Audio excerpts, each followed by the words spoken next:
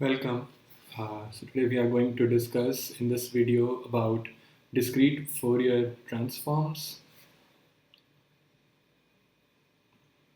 First, the need. Why do we need discrete Fourier transforms? We have already seen discrete time Fourier transforms. Then why do we need another kind of Fourier transforms? So we know computers can store only digital samples, right? They cannot store continuous signals. So, and in DTFT, our signal xn is discrete, but x e to the power j omega is not. This is a continuous function of omega, right? So it is not wise to use, it is not possible to store e to the power j omega into our computers, right? So how to make the Fourier transforms also discrete? This is the question. Okay, so let's work on this. What do we need? Discretization in one domain induces periodicity in the other. So I have my x e to the power j omega. As soon as I discretize it, take samples over here, my corresponding x of n, which was something like this, uh, it becomes repeated. Means I have periods.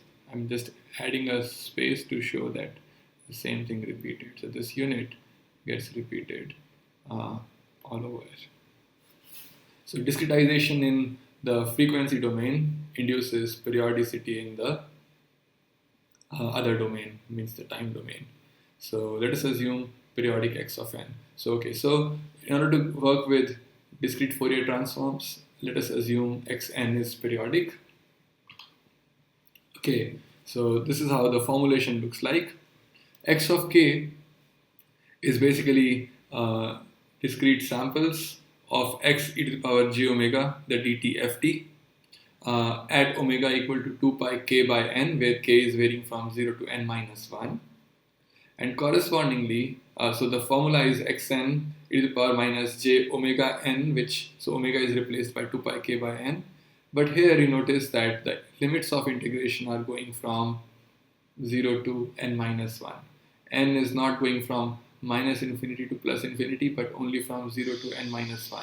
Why? Because we have now, as soon as we sample here, this sampling induces periodicity.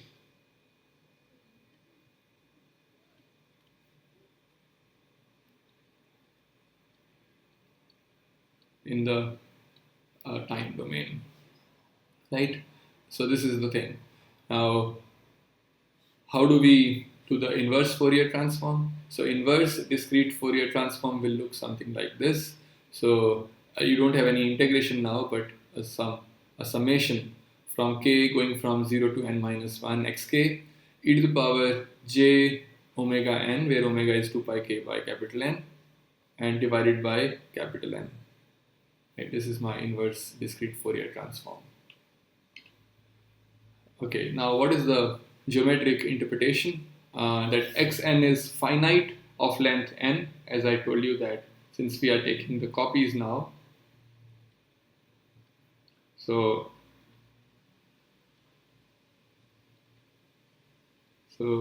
we only are concerned with n samples.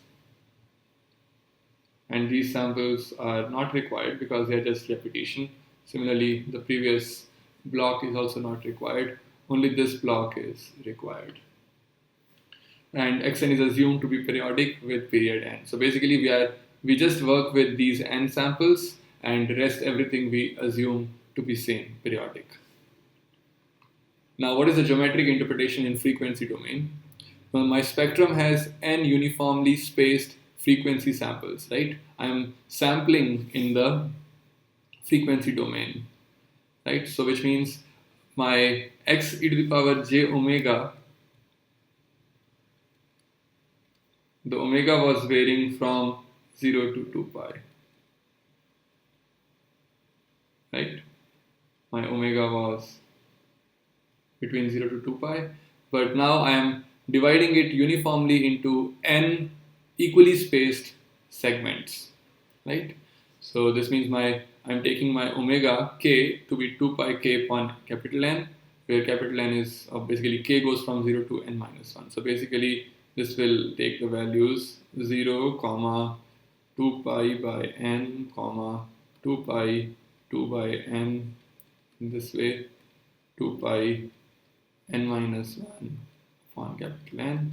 And if I go further, I will attain 2 pi n upon n, which is same as 2 pi, which is same as 0. So I don't need to consider that. So these n samples are what I am concerned with. Okay, so geometric interpretation. So you can see that it's 0 from 0 to 2 pi. The angle, I'm sampling the angle e to the power minus j 2 pi n. So earlier I had considered the linear angle space, but now I'm considering a complex space where angle is varying between 0 to 2 pi. And this term, e to the power minus j 2 pi by n, this lies on the unit circle in the complex space, right? So x belongs to complex space, and mod of x, like unit circle. So I'm taking points on the unit circle. So let us say Wn is the root of unity, e to the power minus j 2 pi by capital N. So this is 1 upon nth revolution in the negative direction. And if I multiply xn with this thing, so that's how I obtain my DFT, discrete Fourier transform. Okay. Let's look at the inverse DFT, just a regular exercise. Verify that inverse DFT indeed recovers x of n. We had seen the form of inverse DFT in previous slide. Let us write it down again. So my x of n is 1 upon n, xk e to the power minus j 2 pi k upon n, right? Now I want to see whether this, if I replace this xk with the original xn, does it recover xn? Okay, so let's do that. So I have replaced xk with this xm e to the power minus j 2 pi k upon n, m going from 0 to n minus 1, right? Simply replaced xk with this.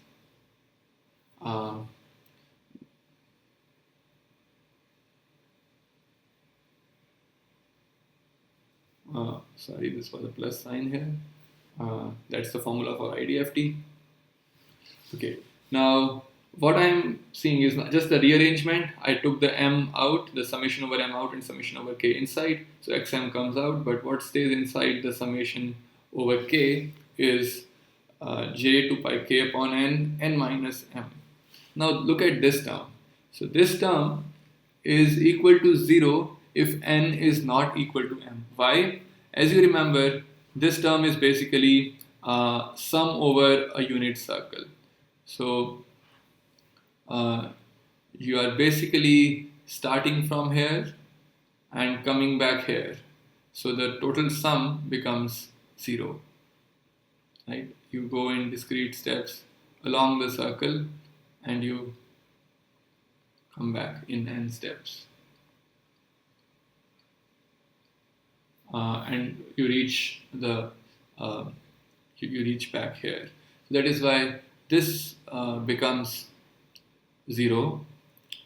But on the other hand, if n is equal to m, then if n and m are same, then this is basically 0. So e to the power 0 is 1. So it's just summing 1 over n minus 1 term. So basically, which means you are doing sum over 1 n times. So it becomes simply capital N. That's what we obtain. So this thing is sum over. So it's n times delta n minus m. And this gives me my xn back. Right? Hence proved that my IDFT indeed recovers xn. Next, let us look at some examples of DFT. So it's one example of DFT. Okay, if my xn is an impulse function, so remember that we are only concerned with values between n equal to 0 to n minus 1 because it's a periodic signal. If you are considering all the i's, then you can write it like this: delta n plus I capital N, where I is an integer. But generally we don't use this representation because we are happy it's simple to understand this representation limited between 0 to capital N. Now, this is my xn. I want to compute my DFT, discrete Fourier transform, and I want to prove that xk is this. No problem, it's very simple. You'd simply know that xk is, put it in the formula, xn e to the power minus j2 pi k by nn, and sum over all the n's, and you replace xn with 1 for n equal to 0, and everywhere else it is 0, so only for n equal to 0 this is 1 times here 0, so which is equal to 1. So this is same value for no matter whatever is the value of k, right? So xk is 1 for all values of k, which means k going from 0 to n minus 1. Okay. Next, another example is a sinusoid. So a sinusoid is basically e to the power j2 pi I upon capital N times small n, because this I is the, so what is the period of this sinusoid? It is basically capital N upon I, right?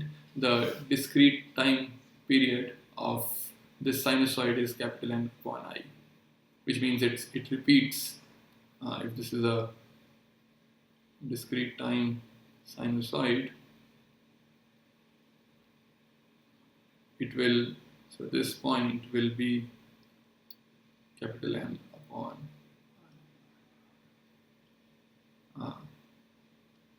0 here, 0 here. Okay, that's what I mean to say. Now, how do I compute the discrete Fourier transform of this signal? This is x of n, this is n. Okay, how do I compute the discrete Fourier transform of this signal? Just put it in the formula and see x of k is basically xn into e to the power minus j whole thing. And you know this is the same form what we have already seen, e to the power j 2 pi upon n I minus k times n. So this will be delta I minus k. So capital N times delta I minus k, right? It's basically the same thing which we are seeing it here. Okay, now another sinusoid, but it is a real sinusoid now. It is not exponential j complex sinusoid, but it is a real sinusoid. So which means, okay, let us say cos 2 pi I upon capital N small n. So what does this mean? So I can say I can be any integer, so the time period is n upon capital I.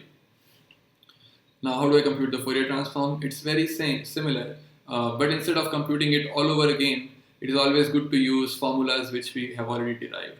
I've already derived the formula of DFT for exponential j2 pi upon capital N in. So why not I use that again? So I can represent cos as exponential of minus theta plus exponential of theta, exponential of minus j theta plus exponential of j theta divided by 2, right? And if I use a W notation, you remember that Wn is equal to e to the power minus j 2 pi by capital N. So this we have already introduced. This notation is pretty standard in the literature of DFT, so we'll be getting familiar with this notation. Okay, so omega n to the power in, omega n to the power minus in, and we know that the Fourier transform of e to the power minus j, this thing is delta k plus I. We have derived it in the past. In the previous slide we have derived it, right? Now I'm writing it again. So basically, if you see, there is a periodicity, because you know capital Xk is a periodic signal, so that's why I have added NL to make it very clear that this is a periodic signal. If you remember, your x of the power j omega was periodic, right? And when you took the samples out of it, that will also be periodic. So to specify that point, I have added delta k plus I plus NL, and here also delta k minus I plus NL summed over all L, right? So what do we find here? If I consider xk only in the range 0 to n minus 1, then I get some form like this, which means it is n upon 2 at k equal to I, so this one k equal to I, as well as at k equal to minus I, but because it is periodic, so it will also be minus I plus n or n minus I. Right? This is because of the periodicity of x of k or x of e to the power j omega. And this is equal to 0 for any other value of k. Right? So, okay, so we saw some examples of DFT. Now let us look at one very convenient representation to compute DFT. How it can be. So if you consider this formula carefully, it is xk where xn into this and n goes from 0 to n minus 1. I can expand it in the form of a matrix multiplication. I can consider xn as a vector going from 0 to n minus 1. Similarly, xk also is a vector going from 0 to n minus 1. And these w's, this is basically a linear multiplication. So I can write it in terms of a matrix multiplication. So what does that mean? Okay, so my n index is going along this. That's why when I multiply this whole thing, I get this. Different xn's get multiplied with different e to the power minus j omega n, and the k's go in this direction. So okay, so here the k is 0. So okay, then k is 1. K is n minus 1. But n was 0 here, n was 1. So everything has n to the power. With n, the value of n is, small n is 1, and the value of k is increasing from 0 to n minus 1. Similarly here, the value of small n is n minus 1, and value of k is increasing from 0 to n minus 1, right? So my n is n minus 1 here, and k is increasing. That's what I obtain. So I can write it as my vector x is equal to some matrix dn into the vector small x, the time domain, right? And same thing can be done with the inverse DFT. So in inverse DFT, what is the formulation? 1 upon n times this thing. Okay, so here I have to add 1 upon n here. It's important.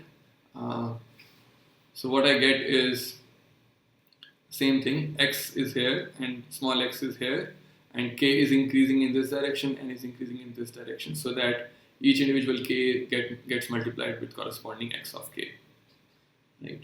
So this is the formulation which I obtained. So it comes out that this matrix is simply dn inverse of x, which is also which we also know from the matrix algebra. Okay, so in this way we see how to calculate IDFT with the help of matrix multiplications. But of course, there are more efficient ways to compute DFT and IDFT. We'll be discussing them little later. They are called fast Fourier transforms. For now, suffice it to say that matrix multiplication is one nice way where you can visualize how to compute discrete Fourier transforms. Thank you.